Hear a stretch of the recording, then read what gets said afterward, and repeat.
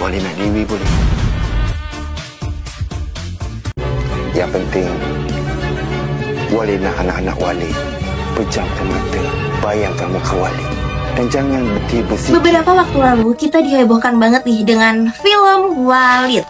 Film ini berasal dari Malaysia.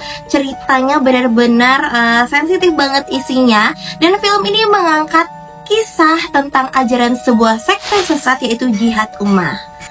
Karakter Walid ini menjadi viral guys karena ada beberapa ucapannya yang sering banget memancing emosi penonton. Seperti kata-kata yang viral, Walid nak Dewi boleh, ataupun pejamkan mata Walid kalau bayangkan wajah Walid. Karakter Walid ini viral karena dia mengaku sebagai Imam Mahdi dan menggunakan agama untuk mendekati para pengikut perempuannya nih guys. Ia meminta mereka melakukan pernikahan batin dengan dalih bisa mendekatkan diri pada Tuhan. Padahal itu hanya akal-akalan untuk memuaskan nafsunya semata. Nah guys, tapi kali ini aku bukan pengen bahas tentang film Walidnya ini guys. Aku pengen bahas tentang cerita Walid versi Indonesia. Kisah nyata ini terjadi di Lombok nih guys. Bahkan para korbannya sadar melaporkan ke polisi setelah menonton film dari Walid ini. Kasus pelecehan seksual yang katanya mirip banget dengan film Walid ini terjadi di sebuah ponpes atau pondok pesantren di Gunung Sari, Kota Lombok Barat, Nusa Tenggara Barat nih guys. Ketua yayasan sekaligus pimpinan ponpes diduga mencabuli puluhan santriwatinya. Kiai yang disebut-sebut sebagai Walidnya Indonesia ini bernama Ahmad Faisal. Ia adalah sebuah pemimpin dari pondok pesantren yang ada di kota Lombok Barat. Nah, akhir-akhir ini kasusnya mencuat dan terkenal di Indonesia karena ia berhasil meniduri puluhan santrinya nih guys. Pelecehan yang dilakukan Ahmad Faisal ini guys gak main-main karena dia berhasil meniduri santrinya yang hampir 20 orang. Dan bahkan pelecehan ini terjadi hampir 10 tahun lamanya dan gak kebongkar sama sekali nih guys. Nah, para korbannya ini baru sadar setelah menonton dari film bid'ah ini. Mereka merasa kok film ini hampir mirip dengan kejadian yang mereka alami pada saat di pondok pesantren. Anggaplah salah satu santriwatinya ini kita samakan namanya menjadi Mawar. Mawar ini lalu melaporkanlah kejadian dan kasus-kasus itu kepada kepolisian sehingga diselidiki oleh kepolisian dan terbukti bahwa Ahmad Faisal yang berusia 60 tahun ini telah mencabuli para santriwatinya nih guys. Nah guys, si Ahmad Faisal ini melakukan pelecehan dan persetubuhan kepada para santriwatinya dengan dalih dan modus yang banyak banget guys. Rata-rata kejadian ini terjadi pada saat para santri-santriwati ini masih bersekolah dan di bawah umur, seperti pada saat SMP dan juga SMA. Guys, si Ahmad Faisal ini mencabuli dan mendoktrin otak-otak para korbannya itu dengan banyak banget modus. Bahkan itu tuh setiap orang tuh beda-beda modusnya guys. Seperti modus yang pertama, ia menyebut dirinya bisa melakukan penyucian rahim yang berguna agar para santriwati kelak dapat melahirkan seorang wali. Lalu modus yang kedua, Faisal mengiming-imingi para korban yakni kelak bisa dapat pasangan dan keturunan yang baik jika mau disetubuhi olehnya.